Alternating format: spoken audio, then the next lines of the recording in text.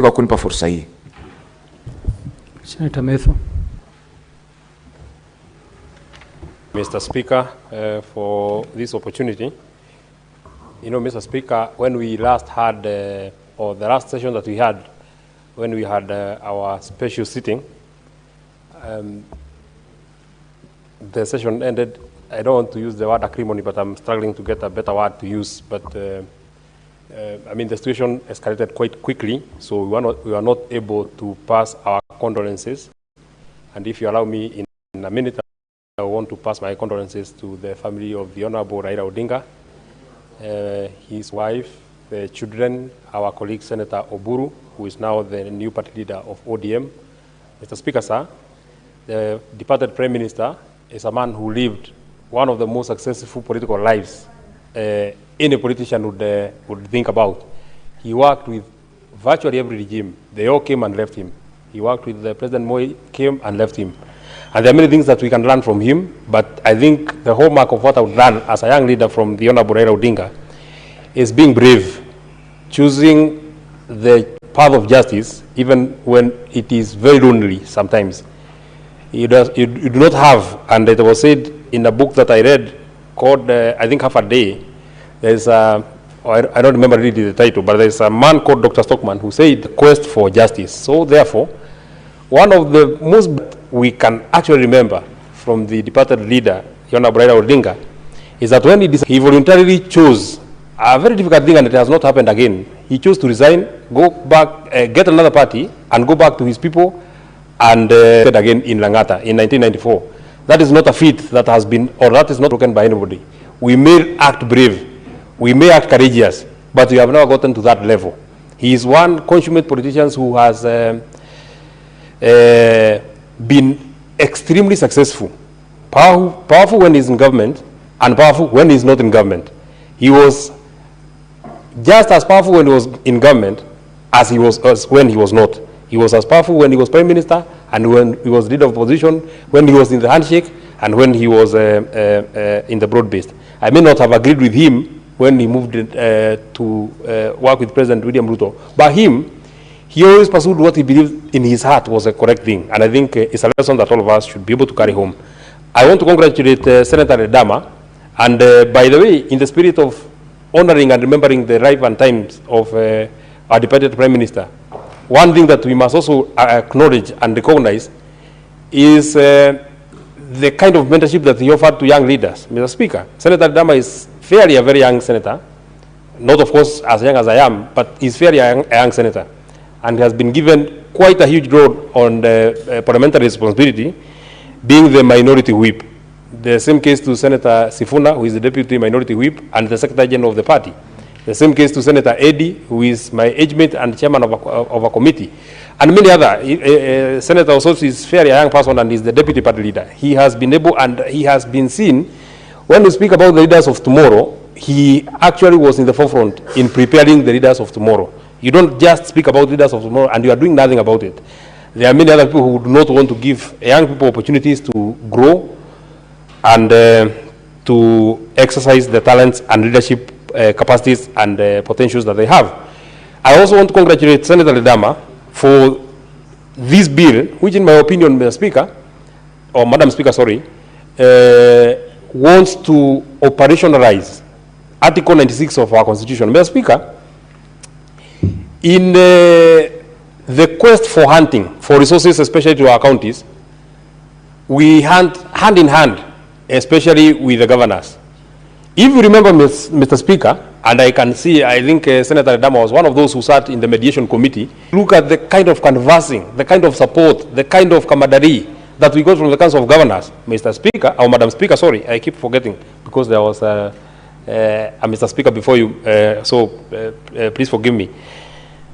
If you see the kind of support that we got from the Council of Governors, it is the same support that we would require and would not even request. Is the same kind of support that we would expect when we are overseeing how this money has been spent, Mr. Speaker. But once this money has gone and back, Mr. Speaker, that now becomes the beginning of the sore part of our relationships with the Council of Governors and the County Executive, Mr. Speaker. I'm happy that I'm seeing Senator Ososi here. You remember during the formula debate that we had here, there is something that we passed that has not been there on the affirmative fund that was felt, Mr. Speaker, required incentives so that they can grow as much as the others, Mr. Speaker. His county, Vihiga, qualified, my own county, Nyandarua, qualified, and 9 other counties, Mr. Speaker, qualified. What we would have expected, and I know this is what Senator Ososi would have expected, is that this extra 364 million that we got for the counties, Mr. Speaker, would have been budgeted as special budget so that Vihiga County, Mr. Speaker, can be able to show that over and above what we had budgeted, because they have already done their budget estimates, Mr. Speaker, over and above what they had budgeted for that financial year, for the county of Nyandarua, over and above what they had budgeted in their budget, Mr. Speaker, this is the extra that we have gotten from the Senate, 364 million, and this is how we shall use it, not amalgamating it in the main budget. Mr. Speaker, sadly, all that money was put together with the entire money that came from the equitable share, the money that they got from the own source, and so, Mr. Speaker, you are not able to point, where is this affirmative? Where is this money that we passed? How would you tell Senator Ososi that you brought money to the people of Vihiga, and there's nothing that you can point, specific thing that you can point, that out of the money, and Senator Mourn, because we were together with you, out of the money that we passed in this Senate, Madam Speaker, we got you an extra. So your roads will be done because you bought machineries. So your seeds will be improved because we got you improved seeds. Your new hospital will get a new wing. These ECD centers are the ones that we got out of this extra money. Madam Speaker. So therefore, what this bill seeks to cure, in my opinion, is this thing that governors look at us with suspicious eyes. They feel that we are witch hunting them when we want to ask them questions. Mr. Speaker, once you have subjected yourself, and you know there are many elective positions, Mr. Speaker. You can choose to be president, you can choose to be governor, you can choose to be senator, you can choose to be. Many of the people who are here, Mr. Speaker, Madam Speaker, actually qualify for all the positions. But you have chosen the side of being to oversight. If you choose to go to become a governor, then you must be ready. You must be ready to be accountable. And this is a constitutional provision. The same constitution that has made you governor is the same constitution, Article 96, that tells you that you are a senator and the Senate will pay oversight on the money that we give you. There's no way that you are very welcoming when you are giving you money. But when you want to ask you how you have spent this money, you don't want. And there are two things that I want to first speak about that I have seen in the bill that are actually very good. Number one is Article 17, Part 2C, facilitating access to information held by county government. Madam Speaker, you actually know that in the case of Busia, you saw it. The senator for Busia, the Honorable Andrew Okia Omtata, had to actually go to court so that the courts can grant from the county, Madam Speaker. What a sad state. If a senator cannot get these documents, who can? And access to information is a requirement by law. There is no private documents that are kept in any government offices, Mr. Speaker. You don't keep your ID there, you don't keep your title deed there, you don't keep your bank statements there, you don't keep your medical records there. Whatever is in that particular office is public records, and they should be readily available to members of public and to senators as when and if they are required, Mr. Speaker. So therefore, I allowed the Senator Olekina, because of this particular provision, that there should be facilitation of access to information to all, not to just the senator. If an MCA wants information about a project that happened in such and such a place, that information should be able to be provided. How this project, first, is it in the CIDP? Was it in the annual development plan? If it was there then, was it in the budget? If it was in the budget, well, how was it procured? If it was procured properly, when were the services rendered? If the services were rendered and the certificates have been issued, when was it paid? If it has not been paid, where does it feature in the books of the county? If it was paid, these are the documents that were required, and it was paid in such and such a date. Madam Speaker, That information is not private information. Nobody should refuse with that kind of information. That is information that should be readily available for everybody. Number two, it is in the same article 17D, engage communities and interest groups on the formulation of plans for the economic development of the county. Madam Speaker, for the economic development of a county, there are two guiding documents that are provided for in law. The long-term plan is the County Integrated Development Plan, CIDP.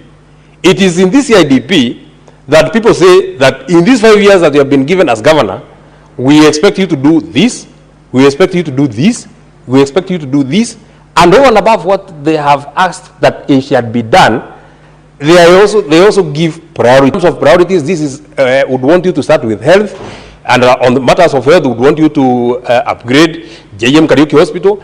Would want you to deal with education. Would want you to deal with agriculture and all this, Mr. Speaker. So therefore, communities must get a voice in matters CIDP. The second document, Madam Speaker, which is now the short-term document, is the annual development plan. Budgets must be derived from the annual development plan. This kind of governance, this habit of governance, Madam Speaker, changing programs haphazardly. Today, you are speaking about buying, I don't know, Senator Olekina, whether you help me. There is, oh yeah, I remember now. There is something that they brought in Nyandarua, I think in the first year of our governor. Now he was saying so that we increase in milk production, now we are giving farmers super napier. Super napier, so that now the milk production will go so high. They put it in the budget the first year, I think 12.5 million, then another in the supplementary, another 12.5 million. Just before that program kicks off, Madam Speaker, the next year, the governor told us now we are not dealing with super napier again, now we are dealing with APO.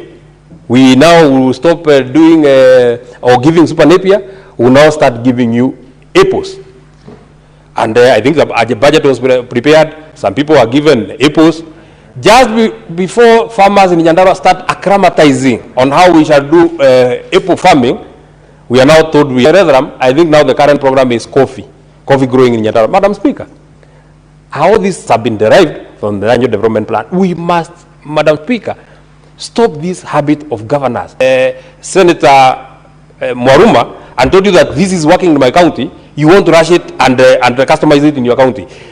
The factors that are there in Taita Taveta are not the same. The challenges of Narok are not the challenges of Nyandarua. The challenges of Narok are issues to do with livestock. If I want to teach him on cabbages farming, maybe it does not do as better as it does in Nyandarua County, Madam Speaker. So therefore, I really support this particular provision in law.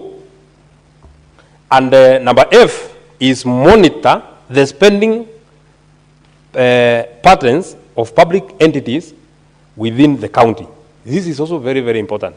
That this bill seeks to give the senator the powers to monitor the spending patterns, Madam. We try and cure this issue that, and I have been a member of the Public Accounts Committee. I think I was there for 2.5 years, or rather, I think, it was 2.5 years, Madam Speaker. And the problem that we have, I'm wondering whether 10 minutes is, I think I speak either very slowly or I speak very fast, so I don't notice when my time goes. Or I think the watch that Mogera uses when I'm speaking is a bit different. But I want to be very, very quick, Madam Speaker. So that we try and cure this problem of the Public Accounts Committee being a committee of morticians, that you only deal with matters once they have already happened. This provision, Madam Speaker, is monitor spending patterns. This one is meant to monitor. As things are happening, you're able to monitor. You have a view of what is happening in Nyamira. You have a view of such and such a project was there in the budget. How far is it? Has it been procured? Has the services started been happening? Madam Speaker, you know, some projects are long-term. So you are given a 2-year contract. Madam Speaker, when the contract has not been spent, you are not able to raise questions, even at the Public Accounts Committee level, Madam Speaker. But now tell me, If you are supposed to do this project in 2 years, and 1 year, 6 months you have not started, how will you start in the last 6 months? And you're not supposed to ask a question because the contract is alive. I think this is what Senator Olekina wanted to cure when he brought this particular bill.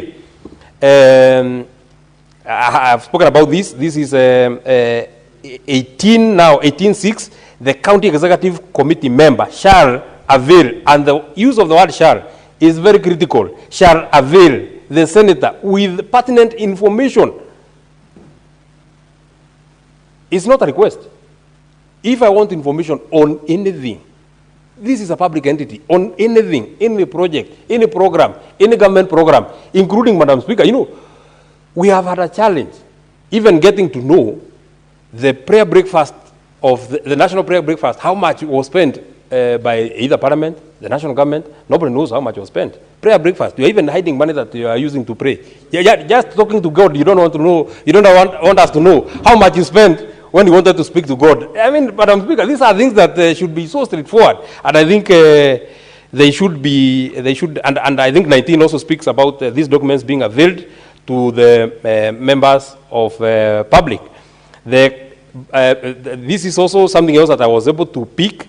The clerk of the Senate may provide such logistical support as necessary. Maybe I would want you to move an amendment, Senator Olekina, so that you don't leave it as a prerogative of the clerk of the Senate to either offer or not. Because when you say that may offer, he may choose not to. He may start with Kiambu. Or Wajir is so far, and it should be the clerk of the Senate shall provide. It should be his obligation to support senators as they carry out their oversight role. Maybe finally, Senator Olekina, as we think about the miscellaneous provisions that are here, I have seen that there are regulations that will be moved by the county executive committee member.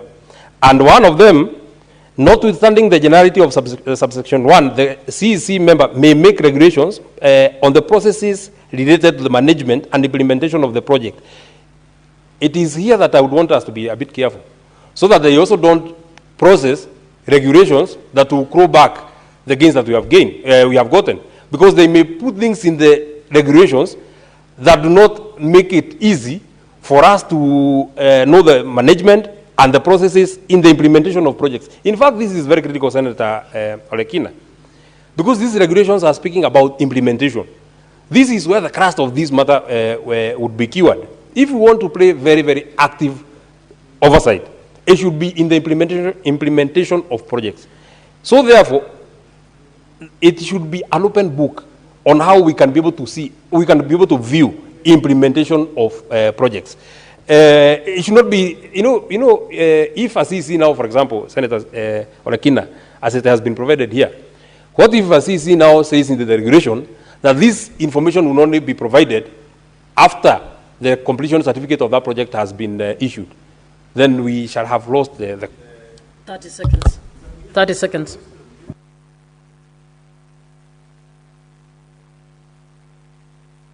You're actually spending your 30 seconds. Just 1 minute. I know Senator Morango wants to also speak a lot of wisdom, Madam Speaker. These miscellaneous provisions, Madam Speaker, is something that we must look, so that we don't claw back on all the gains that have been made in this particular bill, so that we don't also donate so much powers again to the CEC after we have won freedom, then we won't curtail ourselves with this issue on regulations. I want to stop it at that. Thank you. Senator Professor Kamara.